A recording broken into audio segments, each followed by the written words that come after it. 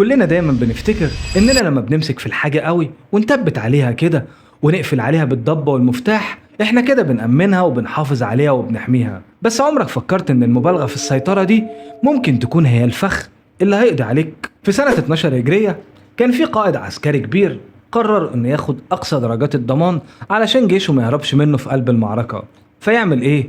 يربط عساكره في بعض بالسلاسل. ايوه زي ما سمعت كده، صدقني، سلاسل حديد حقيقية بتمسك رجل الجندي في رجل الجندي اللي جنبه، علشان طبعا يبقوا حيطة سد واحدة، لو واحد فكر يجري الباقيين يسحبوه فورا.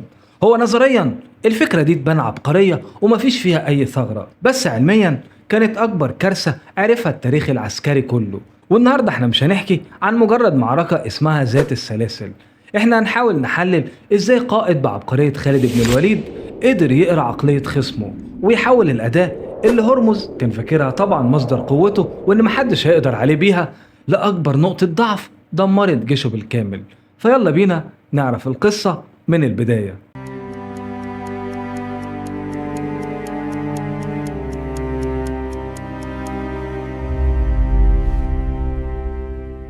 خالد بن الوليد رضي الله عنه كان لسه مخلص مهمة صعبة جدا وتقيلة جدا، وهي توحيد شبه الجزيرة العربية بعد حروب الردة. وهنا الخليفة أبو بكر الصديق بيصدر توجيهات جديدة خالص وبيقول له إنه يطلع على الشمال على حدود الإمبراطورية الفارسية. وإحنا هنا ما بنتكلمش عن دولة جارة عادية، الفرس وقتها تقدر تقول بمفهوم النهاردة إنهم كانوا قوة عظمى، جيش نظامي، تسليح تقيل، وتاريخ مرعب من الحروب.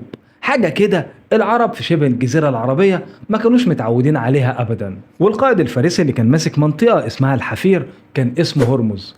هرمز ده ما كانش مجرد قائد عادي، ده تقدر تقول انه كان راجل داهية ومعروف بقسوته، لدرجة انه كان دايما شايل سيف مرصع وبيتباهى بيه وبيعتبره رمز لغروره وسيطرته. هرمز كان عارف ان اللي جاي ده مش مجرد غارة وهتعدي، ده جيش حقيقي جاي علشان يواجهه. فكان هدفه الأول والأخير إن الجيش بتاعه ما يفكش من بعضه تحت أي ظرف من الظروف. وهنا هرمز بياخد القرار اللي بيقلب الموازين بالكامل. هرمز قرر إنه يربط الصفوف الأساسية من جيشه بسلاسل من حديد، والفكرة كانت إن العسكري لوحده ممكن يخاف أو يجري، لكن لما يكون مربوط في 10 غيره مستحيل. الخوف نفسه هنا بيتحول لأداة سيطرة. وهنا تعالوا نقف شوية ونفكر في الجانب النفسي اللي هرمز تجاهله تماما. يا ترى ايه اللي بيحصل لنفسية البني آدم لما انت بتسلبه حرية الاختيار، حتى لو كان الاختيار ده الهروب؟ الإنسان محتاج يحس انه بيختار يقاتل علشان يطلع أقصى طاقة عنده، ولما العسكري يلاقي نفسه مربوط هو خلاص ما بقاش بيحارب علشان مؤمن باللي بيعمله، ده بيحارب علشان مجبر. في فرق شاسع طبعا بين جيش بيتحرك بدافع الشجاعة والإرادة وجيش تاني متكتف خايف من السلسلة اللي في رجله. طبعا أول ما الأخبار وصلت لخالد بن الوليد رضي الله عنه بتشكيلة هرمز والسلاسل، خالد ما فكرش لا في عدد السيوف ولا في الدروع. خالد بص لنقطة تانية خالص، بص للمرونة. جيش مربوط بالسلاسل معناه انه هيكون جيش تقيل جدا، حركته بطيئة ومستحيل يقدر يستجيب لأي تغيير مفاجئ في أرض المعركة. ومن هنا خالد بن الوليد رضي الله عنه قرر انه مش هيدخل معاهم في صدام مباشر فورا. خالد قرر انه هيلعب معاهم لعبة أذكى بكتير، لعبة اسمها الاستنزاف. القائد الذكي خالد بن الوليد استخدم الأرض نفسها كسلاح. الخطة كانت كالتالي: يتحرك بجيشه ناحية مكان معين، فهرمز يضطر يجر جيشه التقيل المتربط ده كله علشان يروح يقابله، وقبل ما يتقابله يقوم خالد مغير اتجاهه فجأة لمكان تاني. تخيل بقى معايا كمية الفرهدة والتعب والمجهود البدني والنفسي الرهيب. جيش كامل متكتف بحديد بيتحرك ويقف ويلف يرجع تاني تحت شمس الصحراء اللي ما بترحمش. السلاسل اللي كان المفروض تديهم قوة وثبات بقت هي اللي بتمتص طاقتهم قبل حتى ما يرفعوا سيف واحد. ومن هنا ممكن نستنتج ان خالد ما كانش بيحارب عساكر هرمز وبس، ده كان بيحارب فكرة هرمز نفسها، كان بيعاقبه على محاولته في الضبط المبالغ فيه. طبعا لما جيش هرمز جاب اخره من التعب والانهاك ومن كتر اللف والدوران، خالد قرر ان دي هي لحظة الاشتباك المظبوطة. المعادلة بقت واضحة جدا وظاهرة، جيش خفيف مرن ومركز جدا قدام جيش متكتف مهلوك جسديا وتعبان وغير كده محبط نفسيا. خالد بعد كده واجه هرمز في مبارزة فردية وخلص عليه، وبمجرد ما هرمز وقع ومات الخط الفارسي المتماسك انهار تماما. والمفارقة والغريب هنا إن السلاسل اللي هرمز حطها علشان تمنعهم من الهروب هي اللي منعتهم إنهم يتحركوا ويدافعوا عن نفسهم أصلا.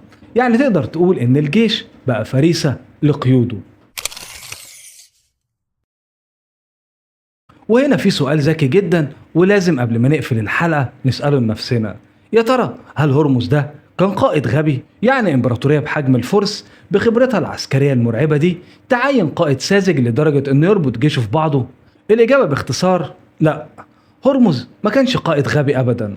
هرمز كان ضحية لظاهرة نفسية وإدارية بندرسها لحد النهاردة اسمها وهم السيطرة. لما الإنسان بيحس إن حجم التهديد اللي قدامه كبير وغير متوقع زي ما خالد بن الوليد وجيشه كانوا بالنسبة للفرس، العقل الباطن بيبدأ يدور على أي حاجة مادية يمسك فيها علشان يحس بالأمان. هرمز كان خايف من المجهول فقرر يحول الخوف ده لقواعد صارمة.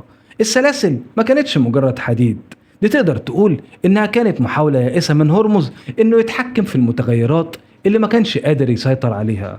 الفخ هنا إنك لما بتبالغ في تأمين نفسك ضد خطر محتمل أنت كده بتخلق خطر أكبر أنت مش شايفه، وهو فقدان القدرة على رد الفعل. النهاردة مثلا في عالم البيزنس والإدارة بيسموا اللي حصل ده بالهيكلة الميتة.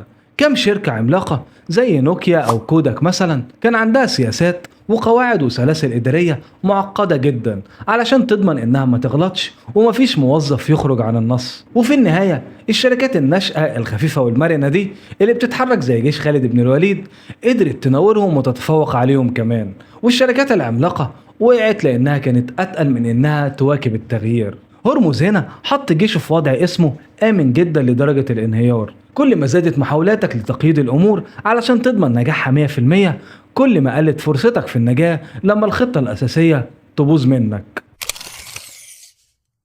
ولو رجعنا لسؤالنا في أول الحلقة، هل ده كان مجرد انتصار عسكري على الأرض؟ في الحقيقة إن خالد بن الوليد رضي الله عنه ساب لنا درس أعمق بكتير من مجرد خطة معركة.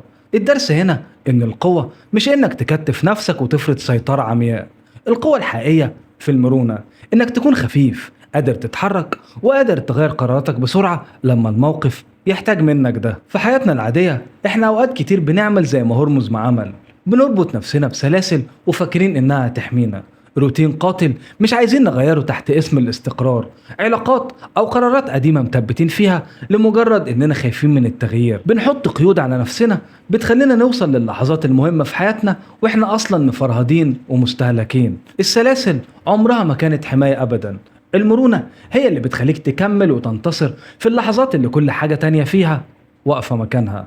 ما تخليش سلاسلك هي اللي تكسرك. وخليني أقولك في النهاية، لو عجبتك الحلقة فما تنساش اللايك والاشتراك وإنك تدعمنا. أشوفكم في الحلقة الجاية، سلام.